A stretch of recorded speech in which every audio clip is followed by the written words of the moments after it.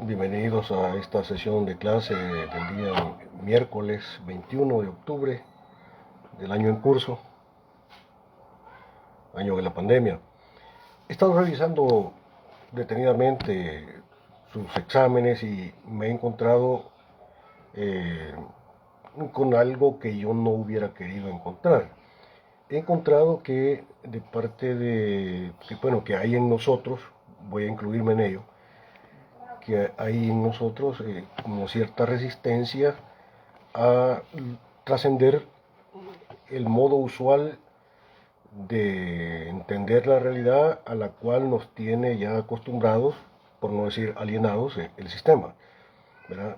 He encontrado como resistencia a ordenar la cabeza con el pensamiento crítico. Siento que hay, digamos, poca precisión en el manejo de las categorías del pensamiento crítico, el concepto de Estado, el concepto de clase, a la hora de explicar cuál es el origen de la riqueza del burgués, ¿verdad? Que lo explicamos en la última sesión de clase.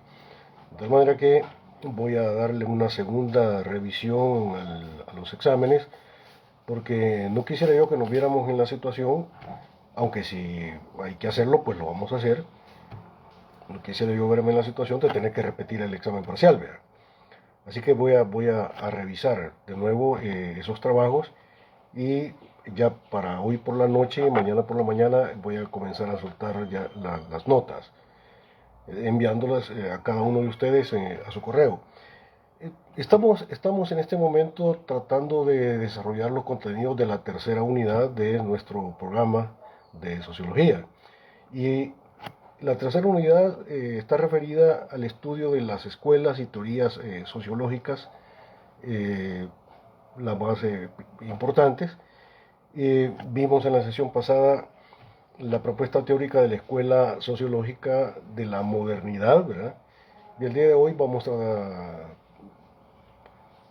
digamos, a adentrarnos un tanto en el conocimiento de la escuela y la teoría sociológica del estructural funcionalismo. Es importante conocer cuál es el marco teórico del estructural funcionalismo porque dentro de lo que es el, el esfuerzo del sistema, el trabajo del sistema a través de los aparatos ideológicos del Estado para mantenernos a nosotros en una situación de perpetua alienación, o sea, el marco teórico que ellos están utilizando es exactamente el marco de la teoría de la modernidad y el marco del estructural funcionalismo. Entonces es importante conocer al enemigo de clase, ¿verdad? Tanto la visión estructuralista, funcionalista, como la visión de la modernidad no son visiones científicas de la realidad, sino que son visiones ideológicas, que en el fondo tienen un propósito, ¿verdad? Ya sea explícito o implícito, de defensa teórica del sistema. Pero es importante conocer al enemigo teórico, ¿verdad? Por eso vamos a tratar de ver cuáles son los planteamientos, las tesis esenciales del estructural funcionalismo. Y para ello voy a empezar citando eh, el pensamiento de uno de los grandes teóricos de la teoría sociológica, como es John Rex. Y entonces dice John Rex que toda vez que en sociología encontremos los términos de estructura y función, podemos estar seguros de que el autor abriga en su mente alguna concepción de la sociedad como un organismo.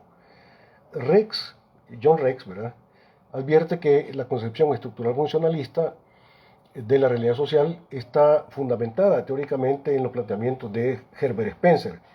Herbert Spencer ya lo revisamos, ya revisamos el pensamiento spenceriano, ¿verdad? Es un pensamiento bastante cínico, una defensa bastante dura del sistema. Ahora, el marco teórico estructural funcionalista está relacionado, está emparentado con los planteamientos teóricos de Spencer. Y por otra parte, R. Brown, que es un antropólogo famoso, ¿verdad?, que tiene un marco teórico de tipo funcionalista, dice lo siguiente, voy a citar las palabras de Brown, es un antropólogo, digamos, funcionalista. Dice Brown que para la ulterior elaboración del concepto de función es conveniente usar la analogía entre la vida social y la vida orgánica. Un organismo animal es un conjunto de células y fluidos intersticiales ordenados en relación unos con otros, no como un agregado, sino como un todo vivo integrado. Si del terreno de la vida orgánica se pasa a la vida social, vemos que al examinar una comunidad cualquiera, tal como una tribu africana o australiana, podemos reconocer la existencia de una estructura social.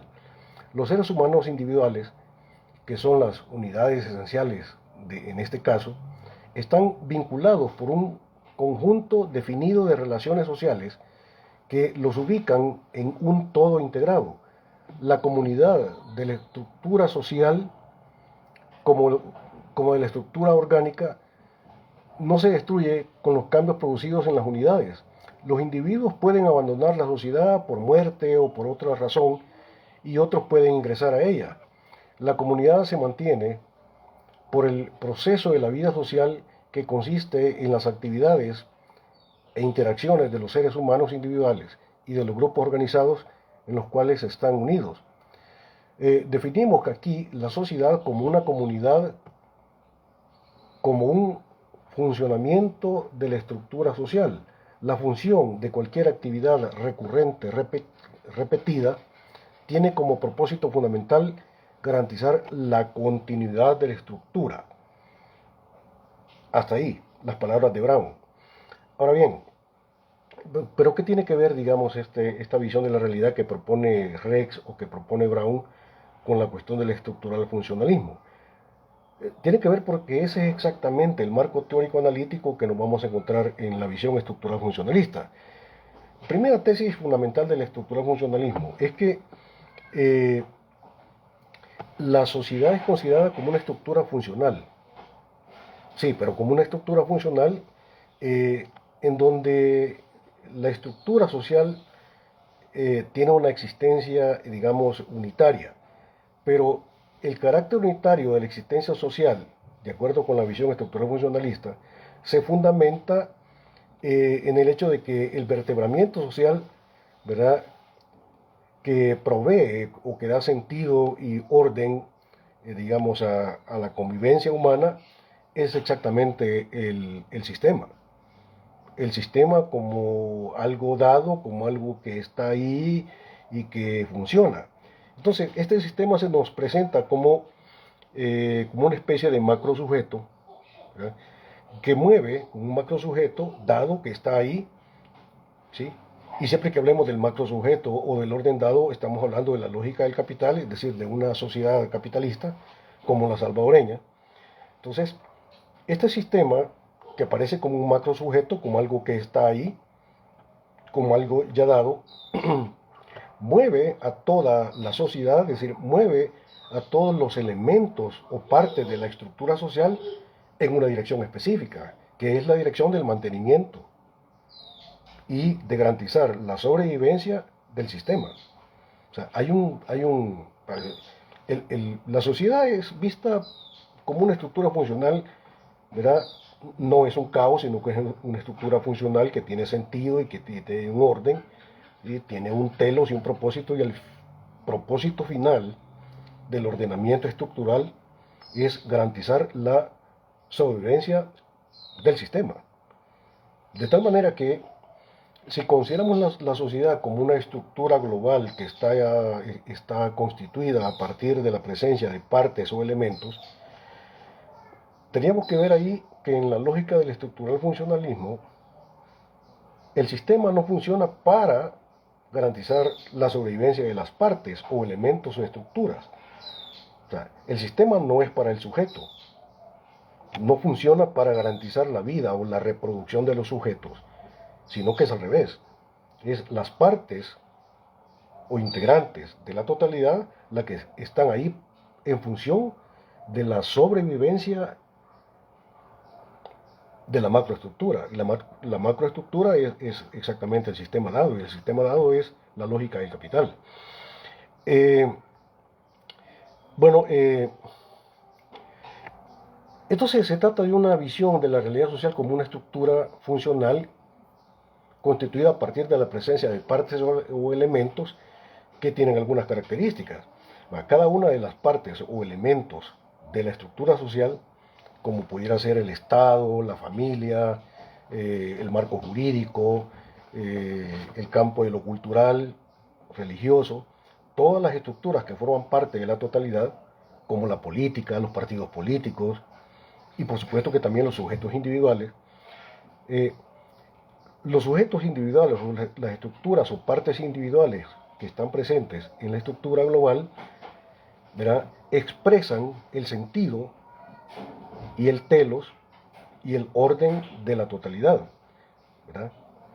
Y de la misma forma, el sentido, ¿verdad?, eh, el telos del sistema se expresa en las estructuras individuales, personales, de tal manera que no hay contradicción entre la macroestructura de la sociedad y los elementos específicos y determinados que forman parte de la totalidad. Es decir, eh, en la visión estructural funcionalista no hay contradicción entre el todo y las partes integrantes. No habría contradicción, digamos, entre el Estado y la economía, o la economía y la religión, o la religión y el marco jurídico.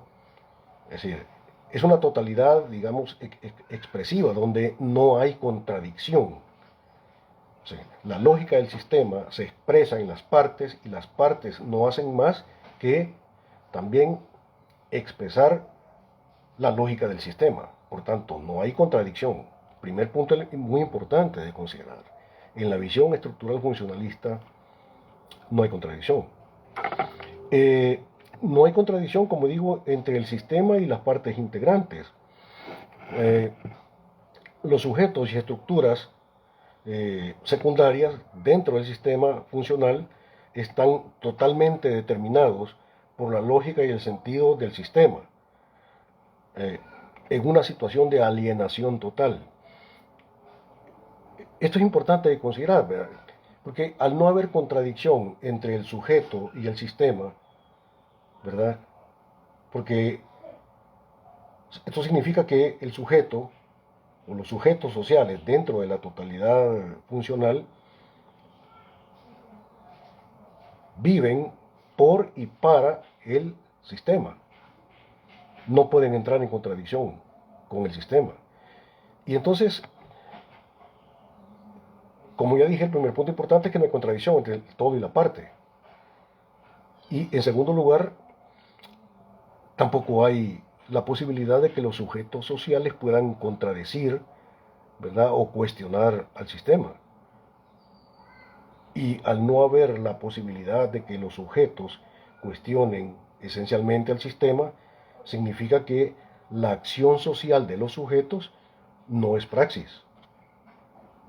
No es praxis porque no tienen la posibilidad de desarrollar una acción humana que pueda cuestionar esencialmente el sistema, que pueda cambiar esencialmente el sistema para construir una realidad social diferente. Significa entonces que no hay praxis esencial, solo cabría la posibilidad de desarrollar una acción humana de tipo reiterativa, en donde la acción de los sujetos únicamente tiene sentido en tanto que reproduce y expresa el sentido y la lógica del sistema. De tal manera que se trataría entonces de una praxis de tipo reiterativa. Pero la praxis reiterativa tiene como efecto final el fortalecimiento del sistema. Es lo que tantas veces yo les he venido machaconamente diciendo, ¿verdad? Que las personas participan en los procesos electorales, se levantan temprano en la mañana, se desayunan y van a votar. Participan en el proceso. Ya sea que voten por A, B, Y, Z partido, no importa, pero está participando. Está participando en lo que el sistema ha determinado como el así se hacen las cosas y el así se deben hacer las cosas. Y no importa tanto si vota por tal o por cual partido político. Lo que importa es que su acción es una acción que no entra en contradicción con los fines del sistema, no entra en contradicción con la lógica del sistema, no entra en contradicción con la funcionalidad del sistema. Y entonces, esta buena persona que se levanta temprano en la mañana para ir a votar, como va a ocurrir el 28 de febrero próximo, ¿verdad?, desarrolla una acción que no es praxis, sino que es una acción de tipo reiterativa, porque su acción no entra en contradicción con el sistema, porque su acción, al no entrar en contradicción con el sistema y al seguir los dictados del sistema, fortalece el sistema y le da larga vida al sistema. No hay contradicción entre sujeto y estructura. ¿Ves? Por eso es que yo siempre les he dicho de que cada vez que los sujetos participan en los procesos electoreros, lo único que hacen es fundamentar el sistema, fortalecer el sistema. ¿Sí? En aquello que los abogados les gusta mucho decir, ¿verdad?, que es el Estado de Derecho. Pero ya sabemos nosotros que el derecho no son más que los intereses de la clase dominante elevados a la categoría de ley, ¿verdad? Un saludo para los abogados, ¿verdad? ¿Sí? Y también un llamado a que desarrollen un pensamiento crítico. Entonces, pues lo único que existe es el sistema, ¿verdad? Y exactamente porque es lo que existe y porque no hay contradicción, y al existir el sistema, pues es lo que hay, es lo dado, y eso que es lo dado es absoluto, no se puede cuestionar. Por tanto, la lógica del capital como sistema funcional se te impone como un destino frente al cual no puedes hacer nada más que adaptarte y seguir su lógica. Y entonces no hay contradicción entre lo que es y lo que debe ser. ¿Sí?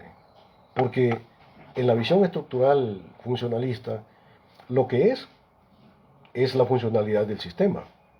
Y hay también unos sujetos que desarrollan una praxis reiterativa, que viven en un estado de perpetua alienación, que responden y tienen que responder a la lógica y los fines del sistema. Y entonces lo que es exactamente lo que debe haber. Y no hay contradicción entre ser y deber ser. Porque como ya dije, el sistema se te presenta como algo absoluto, como algo que no admite la posibilidad de un cambio, digamos, esencial, sino que solo admite cambios de tipo apariencial, y como yo digo, cambios para no cambiar. Entonces no hay contradicción entre el ser y el deber ser. Lo que es ya es exactamente lo que debe ser. Pero igualmente de esta forma, si no hay praxis, si no hay contradicción, si lo que es coincide exactamente con lo que debe ser, entonces tampoco hay dialéctica. Y tampoco habría futuro. Por lo menos futuro en el sentido de aquello que no es, pero que puede y debe ser, no es posible, no hay futuro. El futuro está clausurado, porque no es posible ir más allá del sistema. No existe la posibilidad de postular, de imaginar un orden social fuera del orden dado. El capitalismo es absoluto. Entonces, como el ser coincide con el deber ser y el sistema se me presenta como un absoluto, como una especie de destino que cierra el futuro, y más bien el sistema se me presentaría como una especie de eterno, de perpetuo presente, ¿verdad? De perpetuo presente, donde la historia está clausurada. O sea, hubo antes historia, ¿verdad? Pero ya no la hay. Es como si la realidad social, como si la vida humana hubiera llegado a su término. No hay a dónde ir fuera del sistema. Y pretender ir fuera del sistema, de acuerdo con la estructura del funcionalismo, es caer en el campo de la ignorancia, el campo de la locura, el campo de la insensatez. Entonces, si esto es así, también está clausurada la revolución. No hay revolución. Ujú. Lo único que cabría es una práctica de tipo reformista. Eh, una práctica de tipo reformista porque uno puede preguntarse, ¿verdad? ¿Y cómo es que el estructural funcionalismo entiende las contradicciones que pudieran haber dentro de la sociedad? Porque de hecho hay contradicciones, ¿verdad? Hay pobreza, hay marginalidad, pues hay desempleo, eh, hay enfermedad, etcétera, etcétera. Hay problemas sociales. Pero la manera como el estructural funcionalismo entiende las contradicciones sociales que hay, la manera como el estructural funcionalismo las explica, es que para el estructural funcionalismo los problemas sociales son pequeñas disfuncionalidades, ¿verdad? Pequeñas disfuncionalidades que se dan por algunas estructuras secundarias dentro de la macroestructura del sistema, y estas pequeñas disfuncionalidades pues son solventables, se pueden resolver, se pueden superar, se pueden mejorar, pero siempre dentro de los marcos, dentro de la lógica, dentro de el así se deben hacer las cosas y así se hacen las cosas, que está estatuido dentro del sistema vigente. Y por supuesto que el sistema vigente es el capitalismo, ¿verdad? Entonces, dentro del capitalismo, dentro de las sociedades capitalistas, se pueden resolver los problemas sociales de la pobreza, del desempleo, etcétera, sin necesidad de cuestionar el sistema. El, la forma como el estructural funcionalismo entiende las contradicciones sociales se parece mucho a este ejemplo, el ejemplo del carro arruinado, es decir, vas en la carretera con tu vehículo y entonces de repente, ¿verdad? Se te pincha una llanta. Entonces el pinchamiento de la llanta sería como una pequeña disfuncionalidad respecto de la macroestructura, y la macroestructura sería, digamos, el carro. Y entonces el estructural funcionalismo dice, bueno, de la misma manera que nadie bota el carro porque se le arruinó la llanta, sino que lo que hace es arreglar la llanta, es decir, la parte respecto del todo, ¿verdad? Arregla la llanta y coloca la llanta en el auto y continúa su marcha, ¿verdad? Esa es la forma como el estructural funcionalismo ve las contradicciones sociales. O sea, que hay contradicciones sociales, pero las contradicciones sociales son de tal naturaleza que no cuestionan el sistema global. De la misma manera que nadie bota el carro porque se le apachó la llanta. Esa es la forma de la visión estructural funcionalista. Entonces, frente a un problema social como el problema de la pobreza, el problema del desempleo, ¿verdad?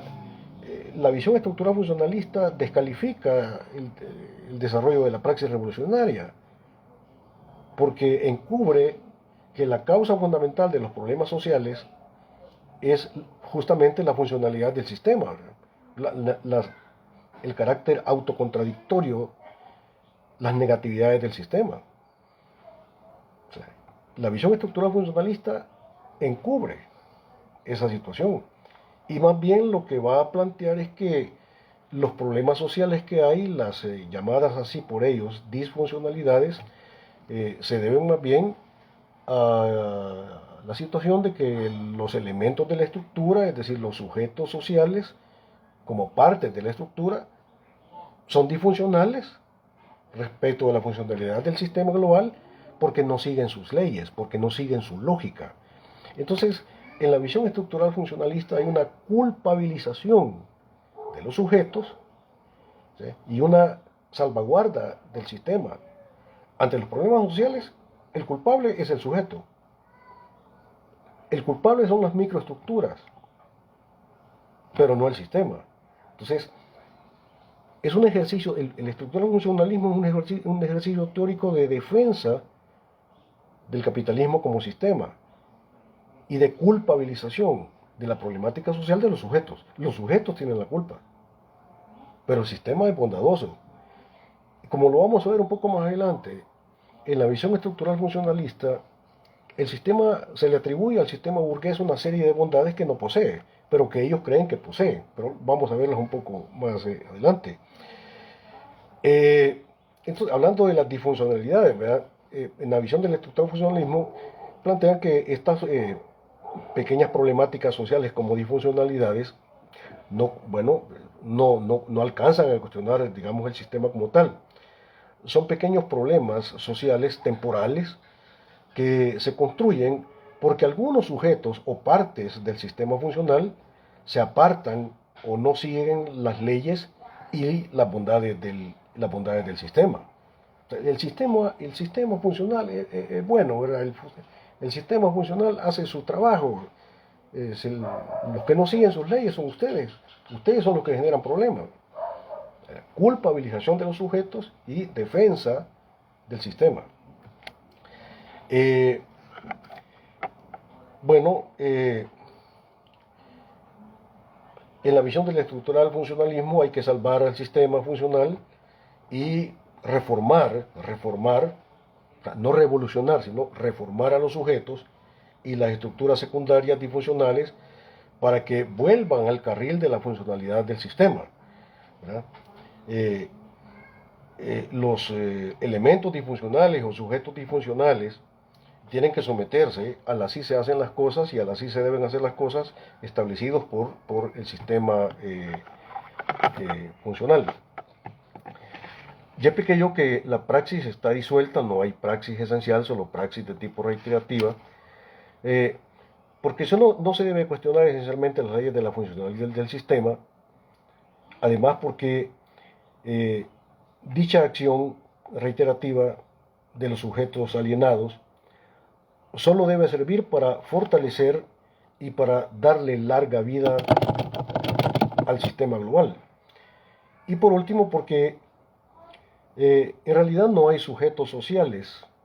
En la visión estructural funcionalista de la realidad hay una disolución del carácter subjetivo, del carácter individual de los sujetos, y en realidad hay la consideración de que todos los sujetos sociales realmente son una especie de seres zombie, seres cosa, sometidos, ¿verdad?, al sistema y que únicamente reproducen la lógica de dicho sistema. Punto importante considerar que en la visión del estructural funcionalismo no hay alteridad social. Alter es aquello que es lo otro.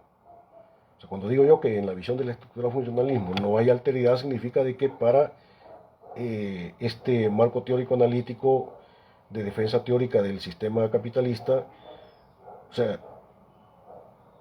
la lógica del capital o la sociedad capitalista se me presenta como un absoluto y además de que es absoluto, es perfecto, entonces no hay a dónde ir. Dije al principio que no hay la posibilidad, digamos, de proponer o de fundamentar la posibilidad de la existencia de una sociedad alternativa, como pudiera ser la sociedad socialista o como pudiera ser la dictadura del proletariado, ¿verdad? Porque justamente el sistema se me parece como un sistema funcional perfecto. Eh, en esta visión, ¿verdad?, de la sociedad que nos ofrece el estructural funcionalismo, pues ya dije, no hay alteridad, ¿verdad? Eh, el sistema social vigente es perfecto y funcional. No hay la posibilidad de postular o imaginar, digamos, una sociedad alternativa.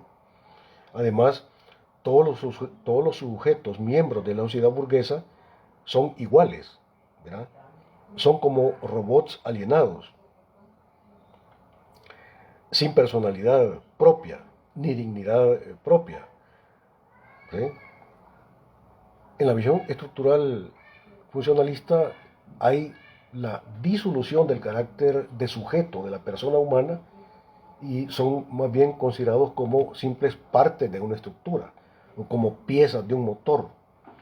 Lo único digno y lo único importante y lo único que hay que salvar es exactamente el sistema. Lo único que tiene dignidad es el sistema. Juan es sacrificable para que el sistema pueda vivir. La persona humana es sacrificable en función de la sobrevivencia del sistema, porque me aparece como un absoluto. El sistema entonces se nos presenta como una especie de límite, ¿verdad?, más allá del cual pues no hay nada, no hay a dónde ir, no hay a dónde ir fuera del sistema. Para la escuela estructural funcionalista, ¿sí?, el sistema vigente, que es el capitalismo, tiene ciertas virtudes, ¿sí?, que defiende la visión estructural funcionalista de la realidad. Ellos consideran de eh, que el sistema capitalista tiene la virtud de hacer posible la felicidad humana. Argumentan de que el sistema vigente como capitalismo hace posible la felicidad humana porque el capitalismo tiene la capacidad de perfeccionar de manera permanente tanto la producción y la productividad, y en ese sentido tiene la capacidad de crear técnicamente la masa de bienes necesarios para satisfacer las necesidades sociales.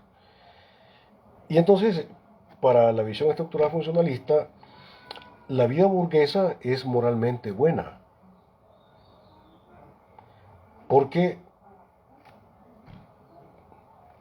dicen ellos, en la lógica del capital se produce para satisfacer necesidades, las necesidades de la población, porque el capitalismo o el capitalista produce riqueza, riqueza para toda la sociedad. Y además, la lógica del capital, el capitalismo es moralmente bueno porque los burgueses producen riqueza y además distribuyen la riqueza. ¿Sí? Pero además dice que los capitalistas como personas aparecen eh, como ejemplos a seguir, ¿verdad? Porque pues ellos son ejemplos de sacrificio, de eficiencia, generan empleo, son responsables, son altruistas, son modelos a seguir. Los capitalistas son modelos a seguir, porque son sacrificados, ordenados, producen riqueza, dan trabajo. Y entonces, la lógica del capital, el sistema es moralmente bueno. Es moralmente bueno, dice la estructura del funcionalismo, porque producen riquezas, satisfacen necesidades, hacen posible que el ser humano sea feliz.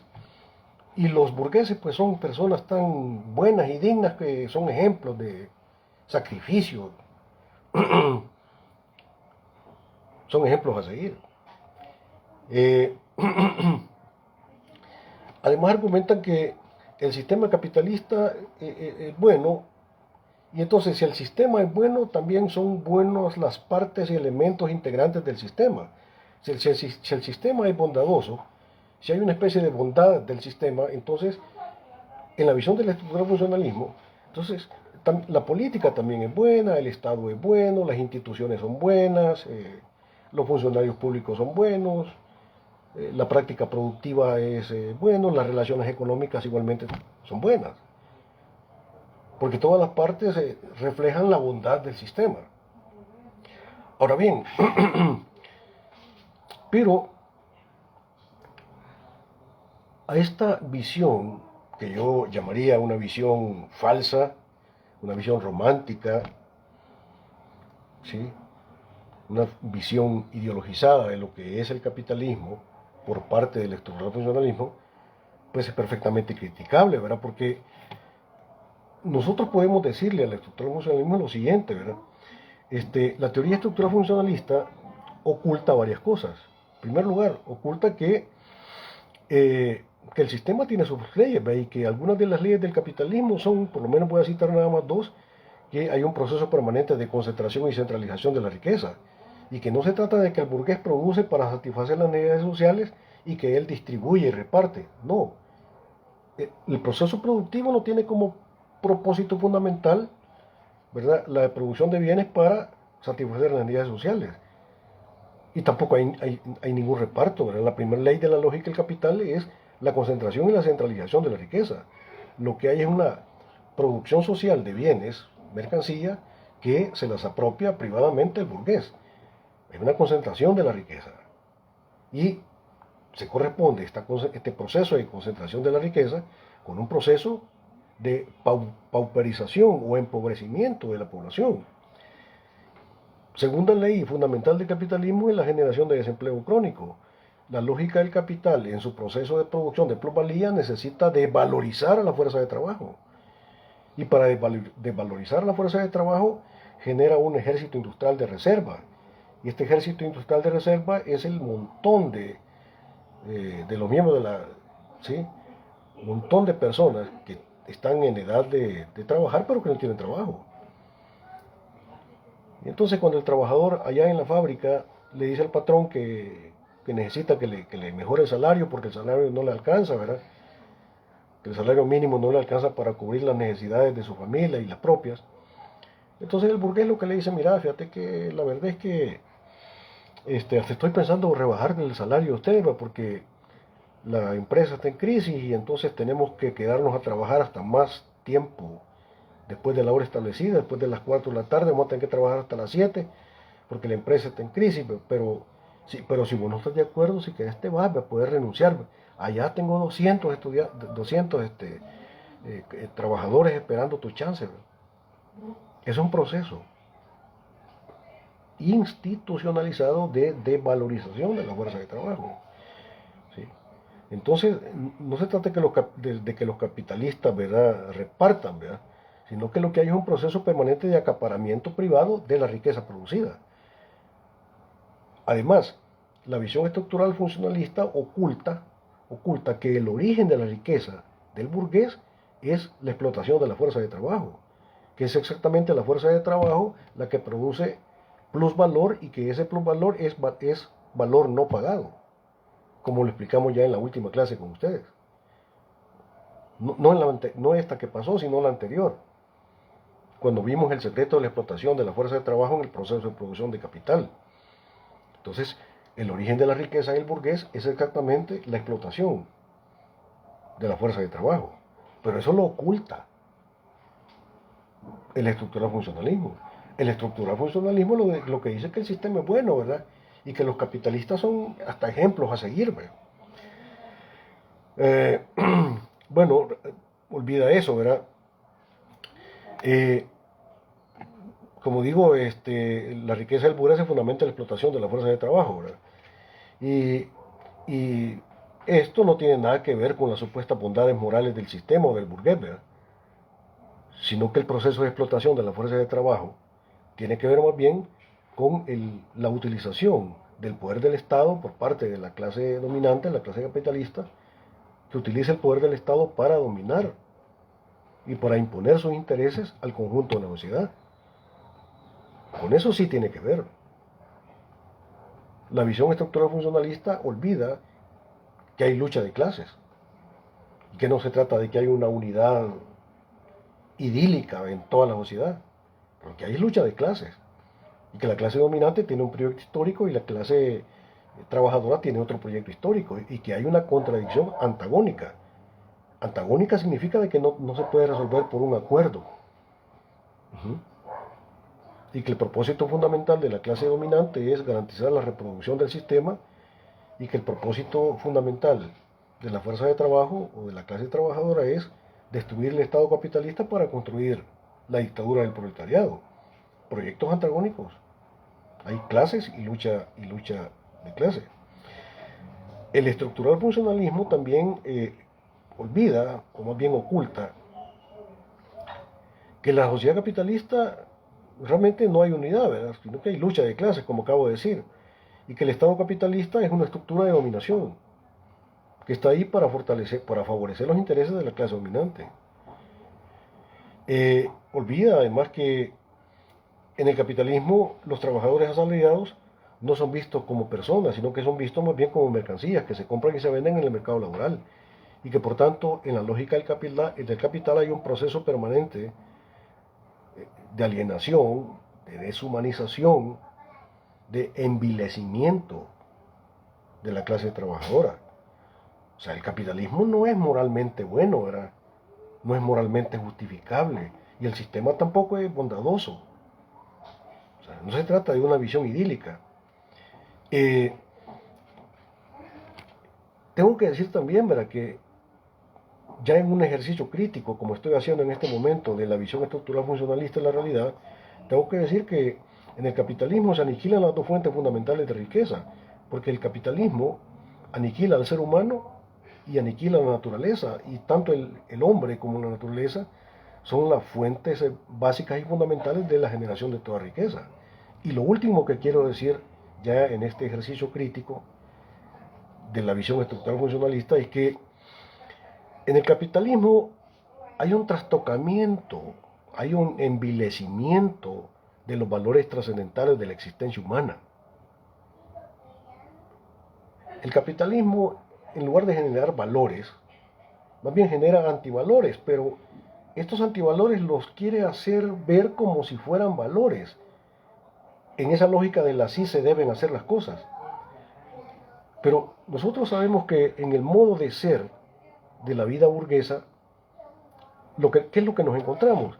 Nos encontramos con lo siguiente, nos encontramos que en la sociedad burguesa es más importante el tener que el ser. Las cosas no se valen, no tienen valor por lo que son, sino, ¿verdad? Las personas, mejor dicho, no valen por lo que son, sino por lo que tienen. Tanto tienes, tanto vales. Es el tener sobre el ser. Es la apariencia sobre la esencia. No es importante ser, sino lo importante es aparentar, ¿verdad? Así nos han alienado, digamos, la ética del sistema. Esa es la antiética del sistema, o mejor dicho, los antivalores del sistema. Es el dinero sobre la conciencia. La verdad no es importante, la conciencia no es importante en la lógica del capital. Lo importante es el dinero. Con dinero, con la plata baila el mono. Y las cosas las arreglas con dinero. Es la conveniencia sobre el amor. La gente no se casa porque se quiere, no se casa porque se ama, sino que se casan porque les conviene. Es el sexo sobre el amor. La más importancia al sexo que a las relaciones de amor, ¿verdad?, al amor verdadero, ¿verdad? O sea, entonces, o sea, la chica que no es 90, 60, 90, entonces es descalificada por el sistema. Pues el sistema la plantea como fea.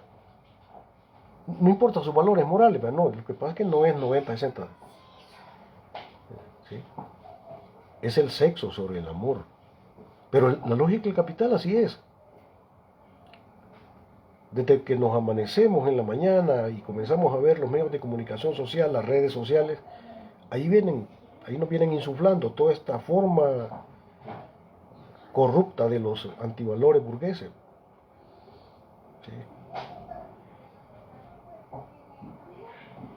¿Sí? Es el campo de los antivalores. Ese es el modo de ser del capitalismo. Entonces, no es cierto lo que dice el estructural funcionalismo, que hay una especie de bondad del sistema. No es cierto lo que dice el estructural funcionalismo de que hay la posibilidad de ser un capitalista bueno. O que digamos, el burgués es un sujeto bueno. ¿Sí? Marx decía,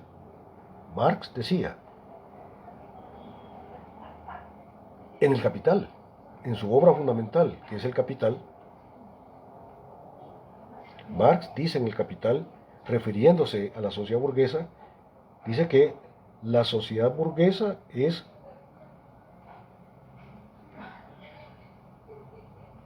el demonio visible.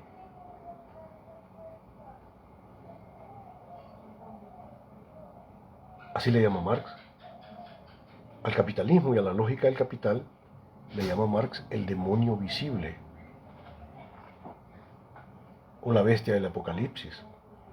Son palabras de Marx, él así le llama al capitalismo.